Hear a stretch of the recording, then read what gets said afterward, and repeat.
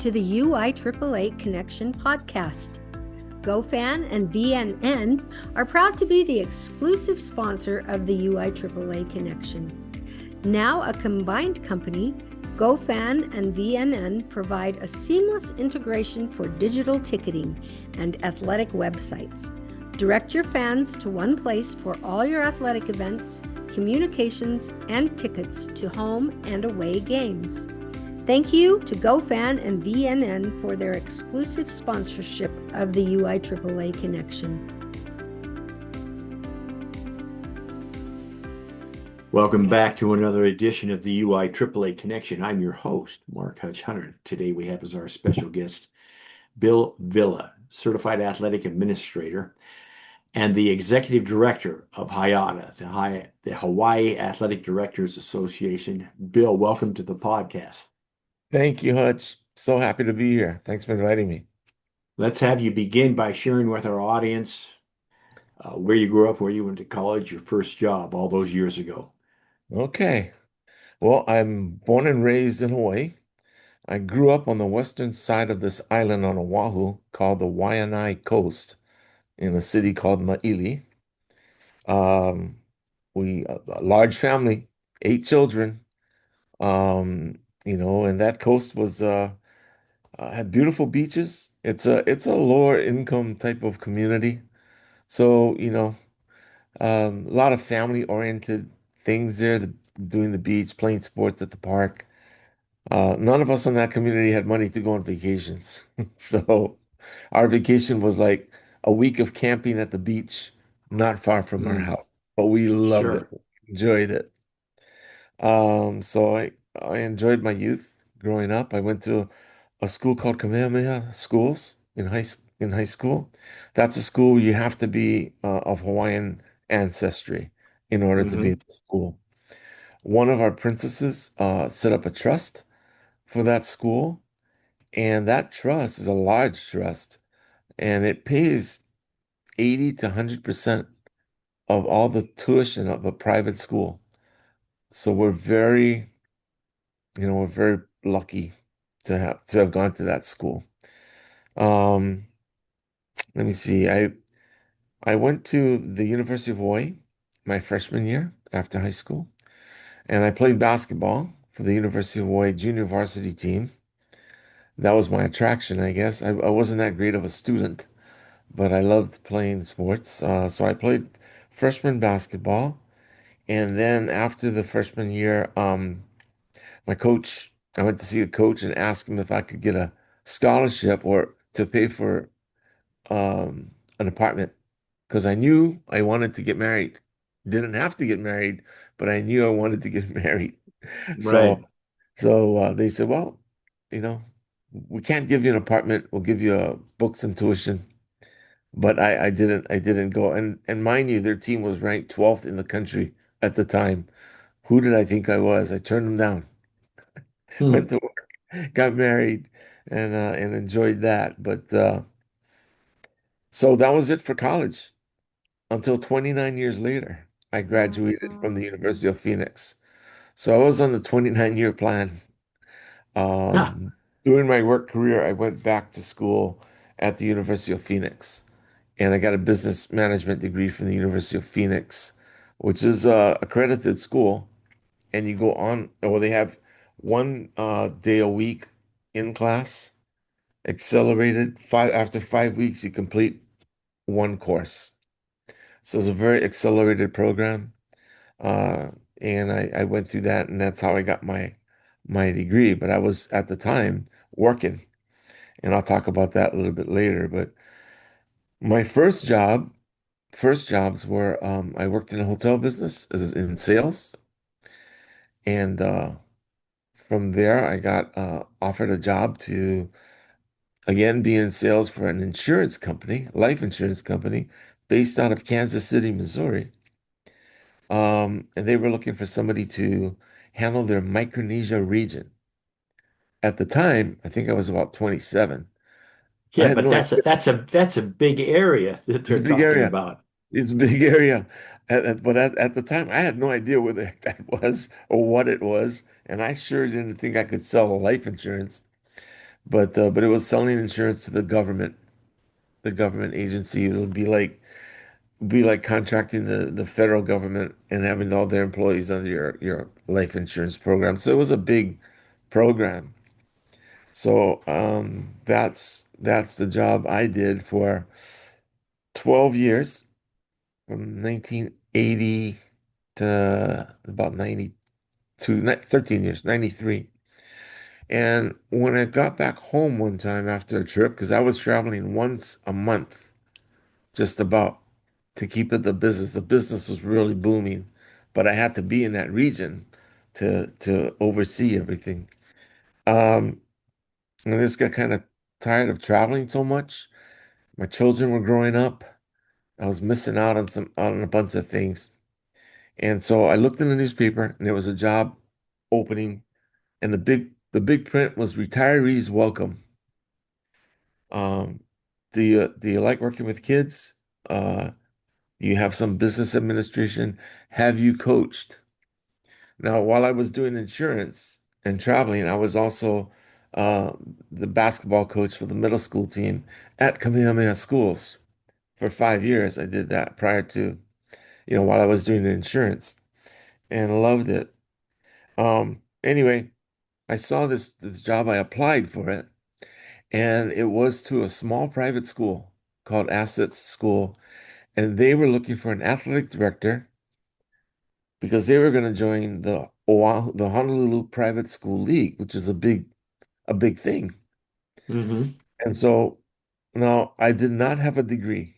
I didn't have a college degree then. Um, and the headmaster hired me based on my past business experience, the fact that I coached, and especially the fact that I coached at Kamehameha, so that she could Uh, tell her friends I stole somebody from Kamehameha, which is a big school. So I was lucky she gave me an opportunity, and that's how I got that job. But if she had put athletic director instead of retirees welcome, I don't think I would have got that job. And a bunch of people would have applied. Anyway, so I did that job, and then that moved into another athletic director job after 9 years. Became the athletic director of a school called Mid-Pacific Institute, which is a much larger school. And we had I think we had about 600 student athletes participating in different sports. Middle school, actually, we started fourth grade. So fourth grade to high school, senior year. So that was a bigger program, had all the different facilities. When I came from a school at Assets that had 100 high school students and no facilities. So it's a big change. Um, and along the way, and then after being at Mid Pacific for 6 years, somebody called me, a friend of mine, who I'll talk about him later, asked if I'd be interested in being a college athletic director. So I applied and got the job in at the Chaminade University, which is an NCAA Division II college, and was their athletic director for 12 years before I retired from athletic director administration. So that was my path. well, that is fascinating. I want to ask you a follow-up about Kamehameha. I have actually been to the campus twice. Beautiful. I want to know when you went there years and years ago. Obviously, it has expanded. I mean, I went up there when Blaine took me and Mhm. showed me the outdoor pool, and of course, I was teaching in Hawaii a couple of years ago, and there was one of the courses I was teaching. They had three or four assistant ADs from Kamehameha just in my course, so they've got like six assistants. I mean, it's a huge, big school, and so you were there long before Irv Cow. So I was just there talk with, about. yeah, yeah. Sorry. So yeah, so just talk about. I mean, has it always been that big and that nice, or I'm sure they've slowly added facilities, or Oh yeah, it was big. When I was going there, I thought it was big, but they've made it even bigger. They've added what we used to call the forest. You had all the trees, large pine trees and everything, and they've added more buildings, more athletic facilities, and other types of facilities that they needed for the school. So all of that area has, that's changed from when I was there. And obviously, so has as you say, the athletic administration. They got a ton of assistant ADs now. When I was coaching at Kamehameha, Irv Cow and Blaine Geisen were the co-athletic directors. Wow. Yeah, they were my bosses. Ah, And they were it. They had an administrative staff, but they didn't have four or five other athletic directors. It was just those two. They ran the whole operation. So was still big, but you know, they did a great job. I enjoyed it.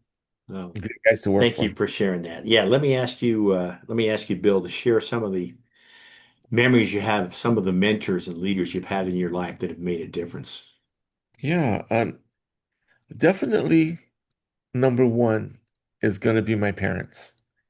My parents, um, they taught me right from wrong. They taught me to work hard, do the right thing. So they were mentors of mine. I didn't know at the time that they were, but as I've grown older, I realized that they were. They set the foundation. Another mentor who later, after many years, who I met at Kamehameha Schools is my wife. And Really? she has a business experience and an education background. So we exchange a lot of things, whether it's on business or whatever. So I consider her to be a mentor as well, because I do get to chat to her more than anybody else, any of my other mentors. Um, there was a gentleman named Robert Stroud who was the chairman of the board of the insurance company that hired me in Kansas City, Missouri. So very, very wealthy man, but a good man, just a good man. Um, and he taught me a couple things um, in life, how to do business with people. And I was lucky enough to work with him as we did business in Guam, and we go into these big contract meetings, negotiations, and he would always create a win-win situation. So I really, really looked up to that aspect of his teaching. He, no matter what, he looked for a win-win situation. So that influenced me a lot. He also told me, I asked him, what's your success quotient? And he said, work yourself out of a job. And I didn't know what that meant, and I said, what do you mean? I'm going to trade, put it towards today's work. It'd be like, be a, be an assistant coach, then work your way out of that assistant coach job to be a head coach, then work your way out of that, do a great job in all those jobs, and work your way out of that job into an administrative job. Then work your way out of that job to be the athletic director. And then if you're talking about athletic directors, and if I relate it to me, it was work your way out of athletic director in high school to an athletic director in college. So I followed his his lesson on working my way out of a job. I really did appreciate that man. He's gone now, but he had a big impact on how I did things in business. Another one is a man named Edison Miyawaki, who I met while I was the athletic director at Mid-Pacific. He was our on our board of regents at the time, and he is part owner of the Cincinnati Bengals. Lives in Hawaii. Really? Yeah. I think he's the only Asian owner of a team in the NFL. But he's minority owner, but a pretty decent size minority owner. But he is uh, a real generous man. And he taught me that, you treat people well. Doesn't matter what you have, who you are. He just treats everybody well. And because he's wealthy, he takes the bill. He pays people's Mm. bills, you know. But he's like, that's why you earned it, to spend it on to help others, you know. So I learned about that from him. I really admire him as a mentor. And he's still around. He's 97 years old. He's still around, and I still spend time with him, and I just love learning from him. And I can't believe how he, at 97, how sharp he is and active he is. So he's, I just really admire him. So those are a couple of the people that I've admired and who've mentored me over the years. That's Yeah. perfect. Thanks so much for sharing that. Let me ask you a little bit of a personal question, Bill. I ask all my guests. What's your biggest failure or disappointment in life, and what did you learn from it? Oh my gosh. Um, I'm gonna tie this to athletics, I guess. Um, I was athletic director at Chaminade University, and I had, of course, as athletic director, you're responsible for everything in your department, your people, and whatever happens. And so you delegate things to your coaches, and I had my coaches handle their schedules. And so one of my coaches had my tennis coach. You have to play at least a minimum number of tennis matches. You cannot go below the minimum. If you go below the minimum number of tennis matches, your school could be fined. You could be suspended from playing for national championships, which affects all your team sports. Um, and you could lose scholarships. So it could be a big thing, you know. So anyway, I didn't find out. I didn't find out that we had missed it. What happened was our coach had a couple of games set up for the year. A couple of teams coming in from the mainland, they decided they weren't going to come.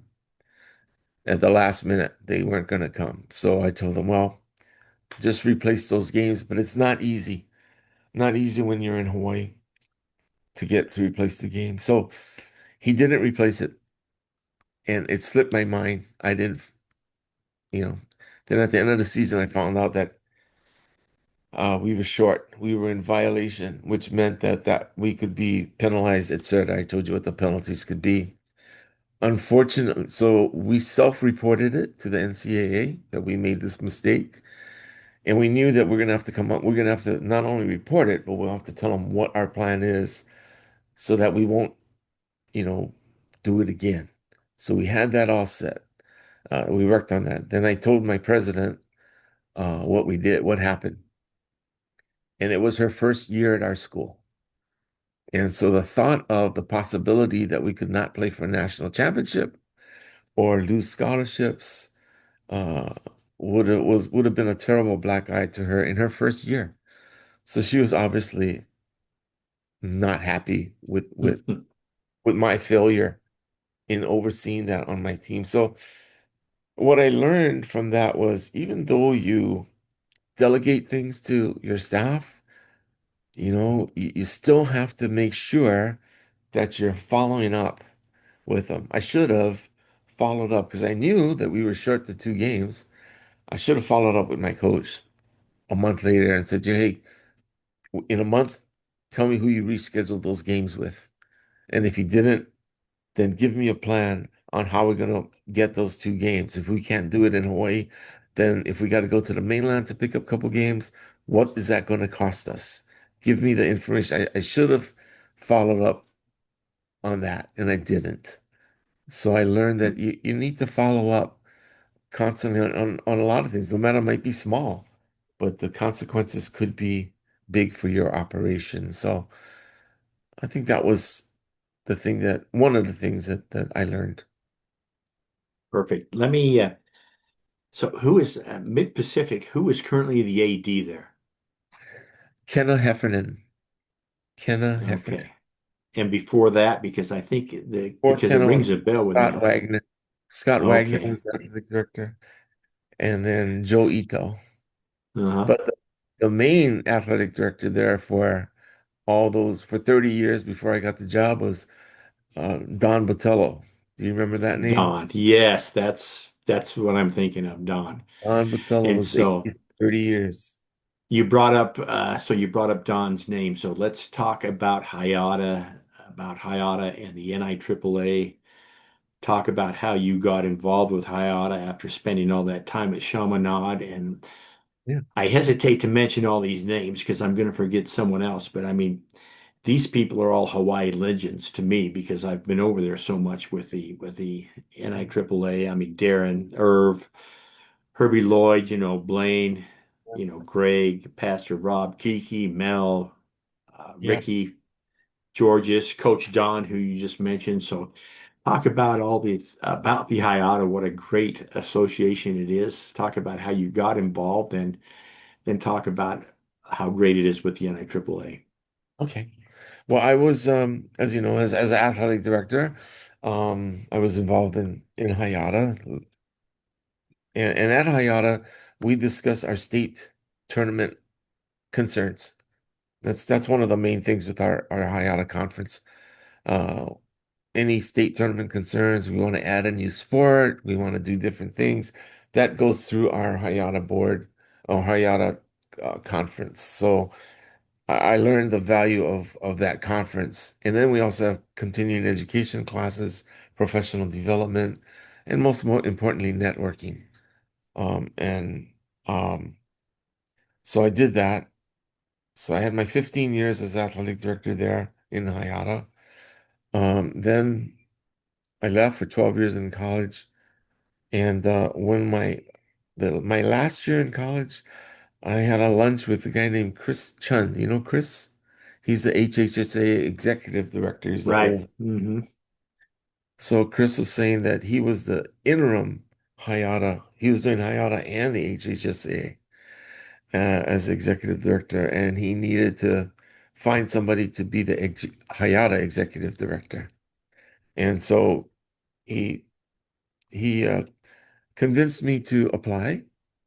And so I applied, and fortunately, I got the job.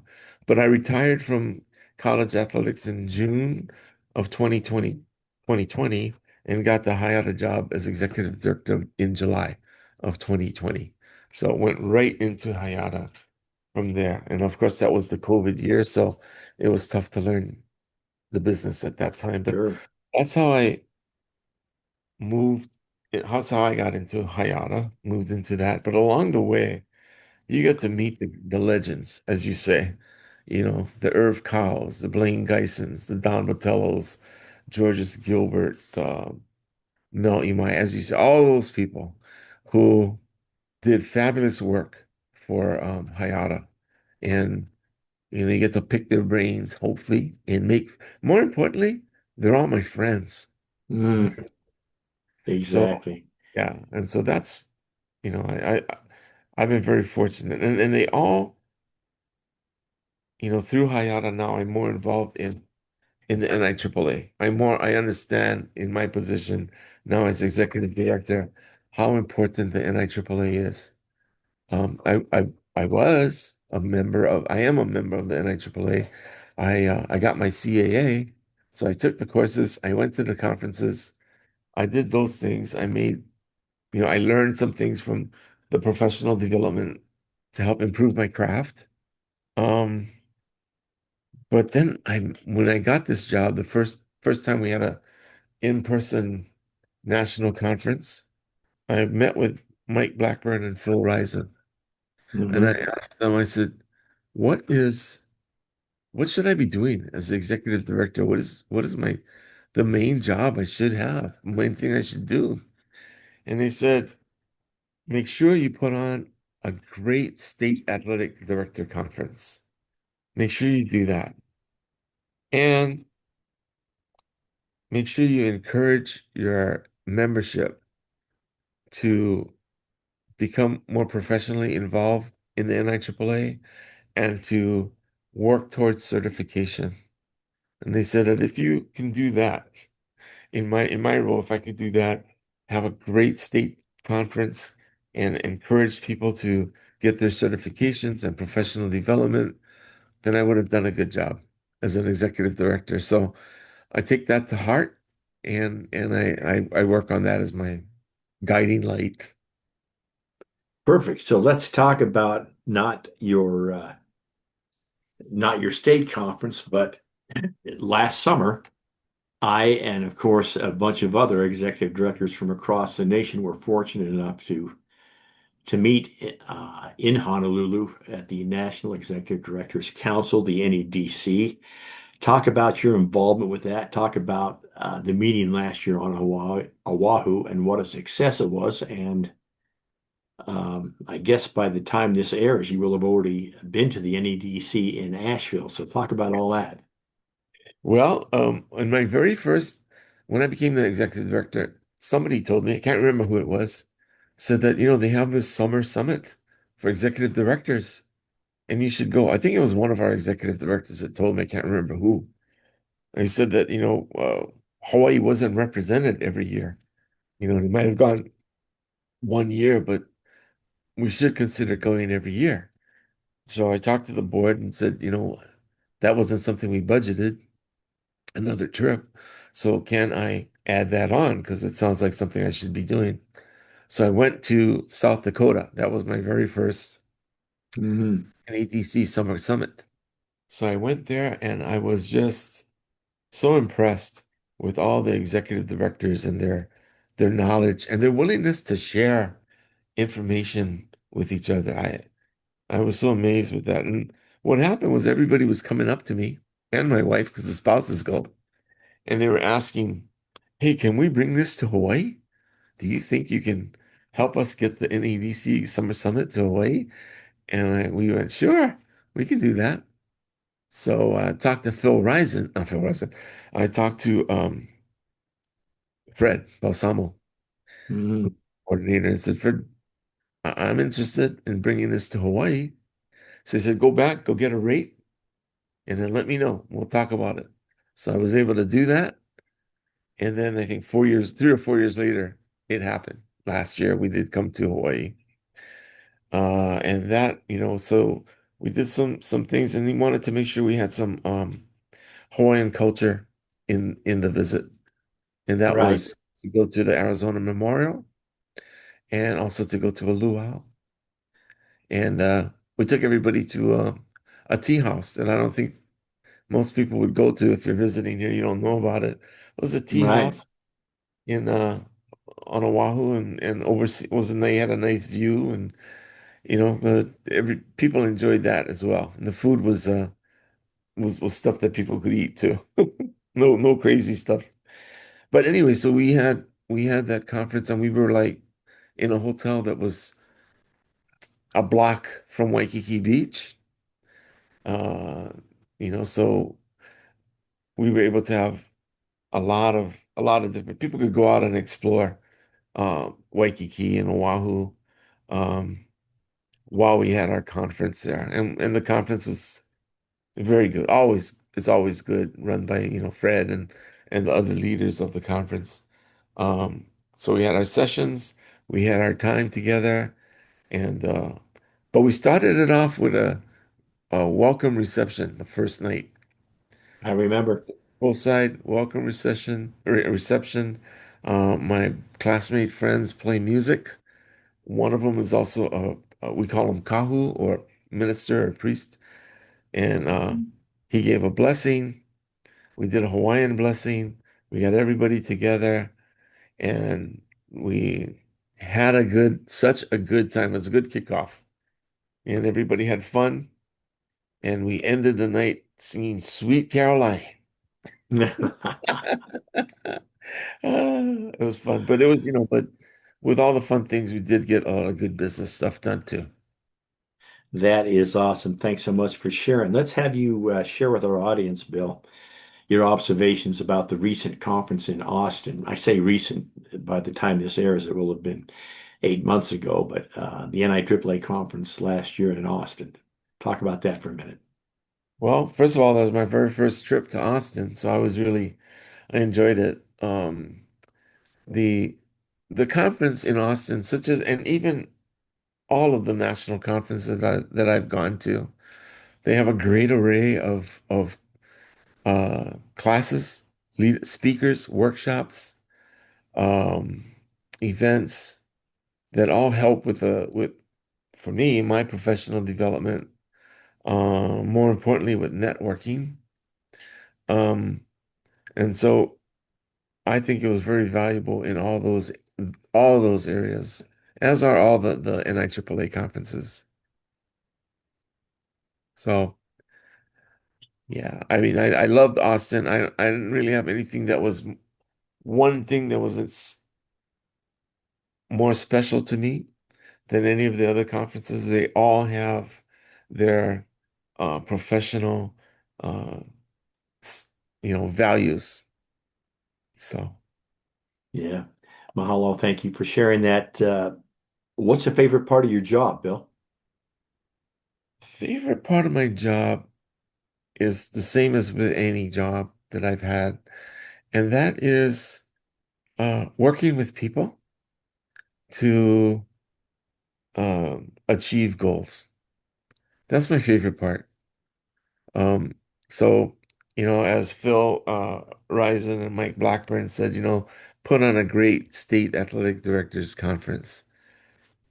And I think we do put a good one on, but we have 5 leagues in our state, but it's done with uh, really the people from each of the leagues that that buy into what we're trying to accomplish and help us to put together a valuable conference. So, it's working with people, it's developing relationships. It's what I've done in any career that I've worked in, so that my mentor said, Bill, um, I said, I'm having a hard time when we do presentations because I'm not the most slick guy in doing the presentations. I go against some really slick speakers. And he told me, Bill, you're gonna be okay in life. You just be you. And for Bill Villa, it's make a friend. He said, so make a friend, work hard, earn their trust, deliver on what you promise, and build team. You always build team. He goes, so stick with that. And that is the most favorite part of my job is building team and the people I Perfect. work. Yeah. Mahalo. Thanks for sharing that. Let's finish up with a couple of questions, Bill. The first being this. You're talking to a brand new athletic administrator, and you have two suggestions for this person, and they need to follow Bill's suggestions in order to become a success. What would those two suggestions be?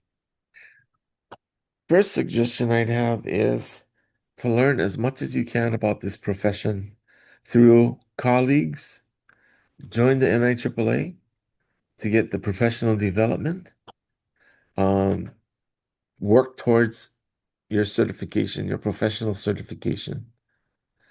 But if you can get information from colleagues, uh, not only from your state or your league, but from around the country, that'll help you in in in things that you face in your career as you move on.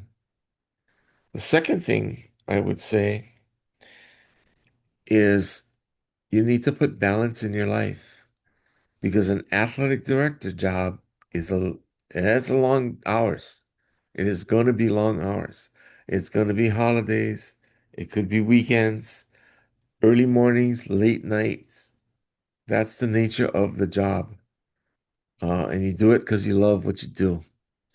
But you need to have balance, somehow find balance that works for you, that you can fit in your family, if you have a family, um, fit in value to yourself, um, fit in value to the things that are important to you, like your faith, your health.